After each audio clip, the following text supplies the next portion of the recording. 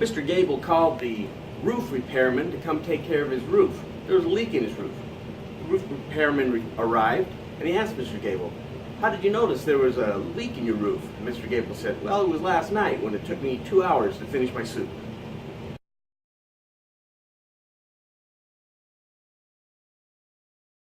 You may have noticed that I tell a joke to start many of these videos. I have experience with jokes. I'm not really a comedian. I have tried my hand at comedy. When I was much younger, I did comedy at local comedy clubs. I was a stand-up comedian. Not a good one. It's a horrifying thing to be a comedian. It's the scariest type of performance I've ever tried, and I have great respect for comedians.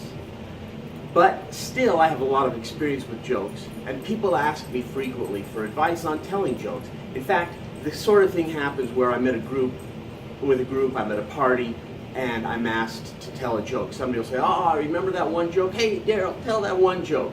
And I find myself telling that one joke. And I often think you could tell that joke, or you could tell that joke.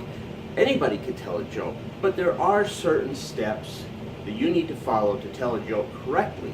You know, and you don't have to be the funniest person in the room. I'm not trying to teach you to be a stand-up comedian. I couldn't. I was never a very successful stand-up comedian.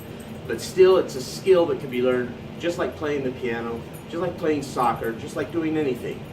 And if you'll follow these simple steps, you'll be much more successful telling your own jokes. Now, I just mentioned being funny. Now that's a risk you're going to have to take if you're going to tell a joke, because who gets to decide what funny is, or what it means to be funny, or what joke is funny and what isn't? You will always have people that will think your joke wasn't funny. You're always going to have groaners. It doesn't matter. Now, we could get into more depth about why people groan. I believe, and if you was to read my book that was mentioned in the beginning of this video, most people don't know what's funny. And I have stories that I can tell that illustrate why people don't know what's funny and how I've discovered that. But everybody, whether or not, we can talk about that later, whether or not they know what's funny or whether or not they get it, a lot of times they'll groan because they just didn't get your joke. They didn't understand it. But let's say, for the time being, everybody has a different point of view on what funny is. The only thing that I'm going to tell you, and this is out of order, but I'm going to tell you this step right up front. Don't offend. People think that if you offend, that's funny. If you use the F word, if you use talk about bodily functions, or talk about sexuality, that's funny. Nah, skip that. If you have to resort to dirty and gutter things to be funny, you've already failed. So skip the dirt, skip the offense, skip the swear words. So let's get started right away on things that you can do to practice to tell a funny joke. And this is the most unusual one, but I want you to think about it. Don't announce your joke. Now, it seems obvious that if you have a joke to tell, you want to tell everybody, "Hey everybody, I have a joke to tell. I'd like to tell a joke." When you announce it, you just cut it right in half. It's 50% less funny than it could have been. If you just tell a joke as if you were just contributing to the conversation, then it surprises people. Because for a minute there, they think you're actually telling a story about some firefighters in an old truck. And then when they realize you're telling a joke, it makes it more funny. So you don't announce. You just, when you're in conversation, when you've got an audience, whether it's just another person you're going to tell a joke to, maybe you're at a party and there's a handful of people in a room, you found your audience, you just tell it, just launch. There was this guy at a party. You just start telling your joke. Don't announce. Second, seems more obvious. Know your joke. If you start to stumble on the details, if you can't remember how it goes, if you have to back up and rebuild it, if you have to say, "There was this lawyer." No, wait, I think he was a doctor. Okay, no, he was a farmer, and he lived in this city. No, wait a minute. He lived by a river. No, he lived on a farm. Then you've lost how funny it is. You need to know your joke, which requires practice. Tell it in the mirror. Record it on your phone. Tell your mom. Tell your dog. Tell your neighbor. It requires some practice, and you have to know the details. Now, a good hint in knowing the details is cut, cut, cut. Cut all the crap out of your joke. People put too many details in their joke. They say too many things. They add too much information. They can pare it down. One of the reasons they do that is that jokes are ridiculous. They're funny. They're not supposed to make sense. So people come up with extra details trying to make them make sense. Okay? For example, this guy's walking down the street, and a man walks up to him and says, "Would you like to buy my elephant?" This guy says, "What?" He says, "I have an elephant for sale. Would you like to buy it?" He says, "How much?" He says, $1,000. He says, "You're crazy. I'm not going to pay $1,000 for an elephant. Where am I going to put the elephant? I live on the 4th floor of my apartment building, this small one-room apartment building. Where in the world am I going to put an elephant? What in the world am I going to do with a $1,000 elephant? I'll give you $200 for it." So it's just a ridiculous little story. It's not meant to make sense. You don't have to try to explain why the guy is selling an elephant, why it's there in the first place, you don't have to explain any of that. It's a joke. It's just, it doesn't need to make sense. But you have to believe it.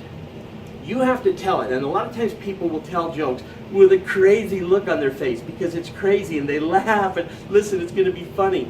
And that goes along with announcing your joke. Listen, this is going to be really funny. It's going to be really funny. Don't sell it, because that makes it less funny. Don't tell people it's going to be funny, and don't act zany when you tell it. For example, an African explorer is hiking through the jungle, exploring the deepest jungles of Africa, when he comes across a pygmy next to a great, horrible beast. And the explorer says to the pygmy, "That's a scary looking beast. You must have been terrified when you came across this animal." And the pygmy just kind of looks at the body of this dead animal there in the forest. And the man said, "How did you kill this great animal?" And the pygmy says, "I used my club." And the explorer nods and thinks about it. He says, "That must be a really big club." And the pygmy says, "Yeah, there are about 60 of us." Tell it to you like it just makes sense. Like it's just a natural story. That makes it funnier. If I tell you now, here comes the punchline. Now get ready for this. Get ready for this. The pygmy says, it's not funny anymore. You just tell it like it happened. Another example. A city guy goes to the country, buys a farm, decides he wants to raise chickens. Goes to a man who sells chickens. He says, "I need to buy about 200 little baby chicks, I guess, will raise chickens, and I want to start a chicken farm." The guy says, "That's great. I've got chicks over here. You can pick the ones you want. I'll sell you about 200. Perfect. The guy buys his chickens. They put them in little crates that are specially for chickens, and put them in his truck, takes them home. A couple weeks later, he goes back to buy more chickens. And the seller tells him, "Well, how are you doing with your chicken farm?" He says, "I'm failing. I don't know. It didn't work. Nothing happened." He said, "I don't know. What are you doing? What do you think you're doing wrong?" He says, "I don't know. I'm either planting them too far apart or too deep." You just tell it. You believe it. You believe it's true. This is what the guy says. You're telling it from his point of view. And you don't have to go, "Duh, he was so dumb." You don't have to make that face. You don't have to tell it like he was dumb. We get it. He's dumb. He planted the chickens. He thought, you get it. You don't have to make a dumb face or make it extra stupid. The last part that I want to share with you in telling jokes, and I think it's the place where most people fail at telling jokes. They say that timing is an important part of telling jokes. Very true. And you can study about that, and you can learn about that, and you can practice that. The problem with timing I have is a little phenomenon that I call all the timing. Using all the timing. You're not going to tell just one joke. You've got 100 jokes you're going to tell. You're going to interrupt people so you can tell a joke. See, you may be dying to tell this joke you know that you just recently heard or that you've been practicing, but you're the only one that's dying to hear it. So when you interrupt somebody and you've annoyed somebody so you can tell your joke, then it's not funny anymore. It's annoying. And, tell a joke. I recommend it. Tell a joke. Slip in, tell one joke, slip out. If everybody liked your joke, thought it was really funny, and says, "Hey, tell another joke, that was good." Oh gosh, tell your second joke. Then stop. Take a breath. Go get a drink. Go for a walk. You don't have to tell 100 jokes. You don't have to dominate the conversation now. You don't have to dominate the party. A joke. A second joke, maybe. And then later, if people are prodding you, "Hey, you got more jokes?" I might have a couple more. but you don't have to stand on a soapbox and dominate. That's using all the timing. Nobody likes to show off.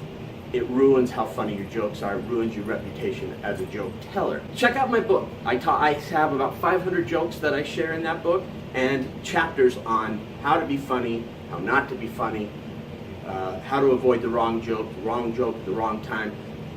They're all important subjects, and knowing a joke, by the way, knowing a joke helps all your communication, because all communication follows the same pattern that a joke follows. It has a setup, it has a body of information, and it has a payoff, it has a punchline.